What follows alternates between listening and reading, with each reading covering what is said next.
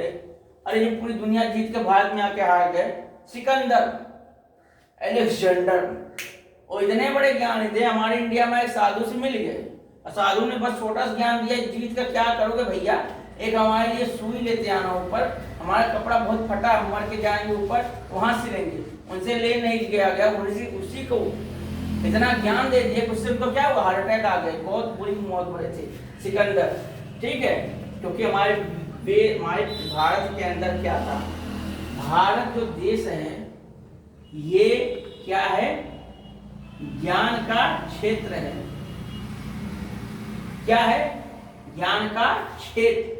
भारत अगर पूछे ना आपसे कोई संकुल भाषा, भारत भैया है क्या, ज्ञान का क्षेत्र है। यहाँ भारत में ही ज्ञान की उत्पत्ति हुई थी और भारत ही के अंदर ज्ञान समाप्त भी हो रहा है दिन पे दिन। अब आज के समय जो पढ़ाई हो रहा है कॉन्वेंट स्कूल और स्कूल में, क्या हो रहा है, सब बकवास हो रहा है, क्योंकि असली शिक्षा बताया नहीं जा रहा बच्चों को, ज्ञान क्या है, कैसे आया, क्यों आया। अब रट्टा मार रहे हैं बच्चे, A for apple, B for ball, C for cat.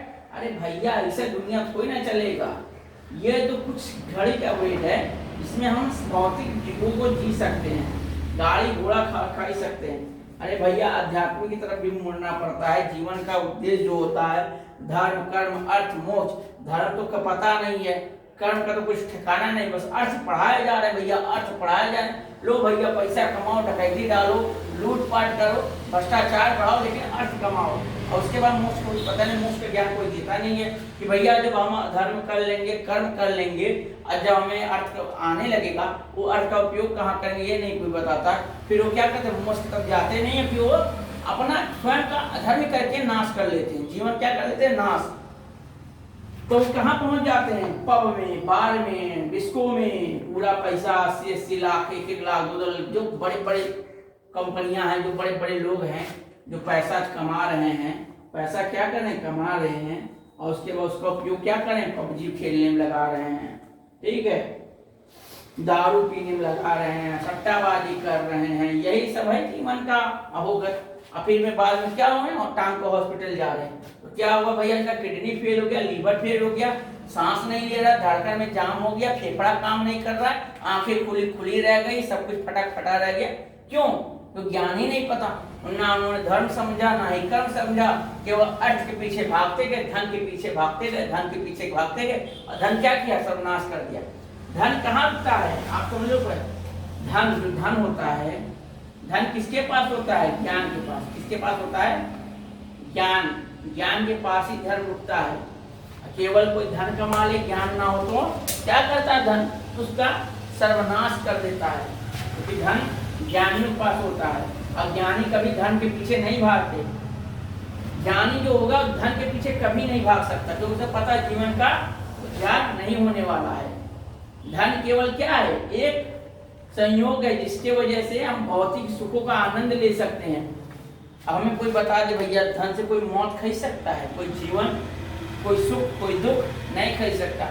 इस धन से खरीदा हुआ कुछ भी चीज कुछ घंटों के लिए, कुछ महीनों के लिए सुख दे सकता है, फिर धन से खरीदा हुआ ज्ञान, धन से खरीदा हुआ जीवन कुछ सर्वनाश होता है, दुख का कारण होता है। कहते हैं अब ज्ञान है, ज्ञान इंसान क्या है, सुख का कारण। अगर आपको ज्ञान की प्राप्ति होगी, आप ज्ञानी है, तो आप परमानंद में रहते हैं। आओ बैठो, बैठ सकते हो, ज्ञान कर सकते हो।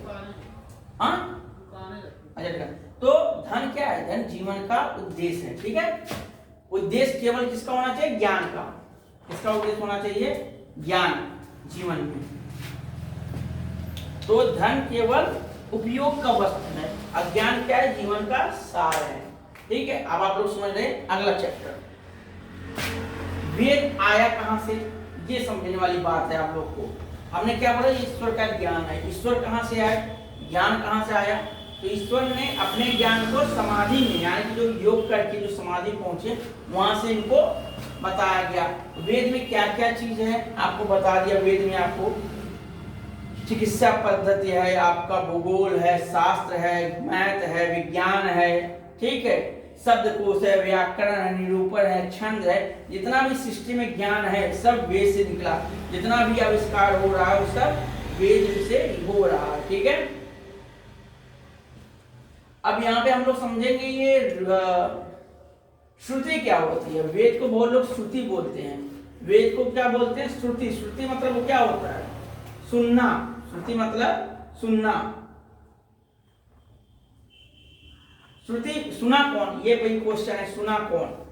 ऋषियों ने जब ज्ञान की प्राप्ति कर ली तो अपने शिष्यों को क्या किए? वेद के महत्व को बताया, ज्ञान के महत्व को बताया, उसे क्या बोलते हैं? श्रुति।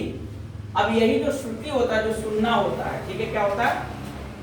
सुनना। सुनना, किसी चीज को सुनना ही क्या कहते हैं? किसी बात को सुनने को, ध्यान से सुनने को बोलते हैं श्रुति।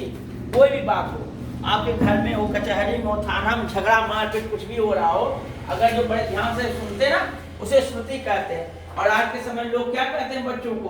बड़ा ध्यान से सुना था, बहुत श्रोता हो क्या? आज झगड़ा मार हो रहा, वहाँ पे लोग पहुंच जाते हैं, अब जिसे कोई मतलब नहीं है, किसी का माथ फाड़ जाए, किसी से कोई मतलब नहीं, कि ध्यान से सुनते, उसे कहते हैं क्या? श्रुति। वो क्या कर रहा है? ध्यान से सुन रहा है। सुनने की क्रिया को हम लोग श्रुति बोलते हैं, ठीक है।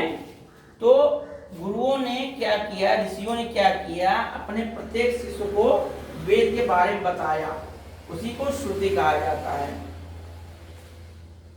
वेद व्यास जी ने इसका पूरा क्या किया था? लिखा था, ठीक है। और इसको 4 ऋषियों ने प्राप्त किया था। मैं आगे चल के बताऊंगा कौन कौन से ऋषि थे।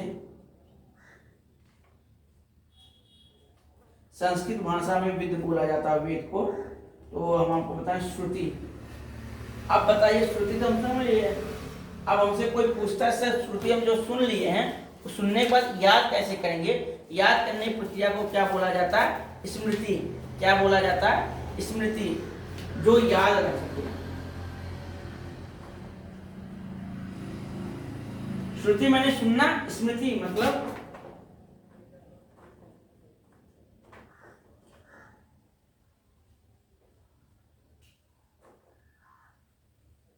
याद रखना। स्मृति मतलब याद रखना, और श्रुति मतलब सुनना। जैसे कोई बवाल हुआ, झगड़ा हुआ, लोगों ने गाली गलौज दे दिया, सुन लिए है, अब इसको याद कैसे रखेंगे? तो बताया जाएगा कि फला व्यक्ति ने फला टाइम में, फले समय में फला गाली दिया था, उसको याद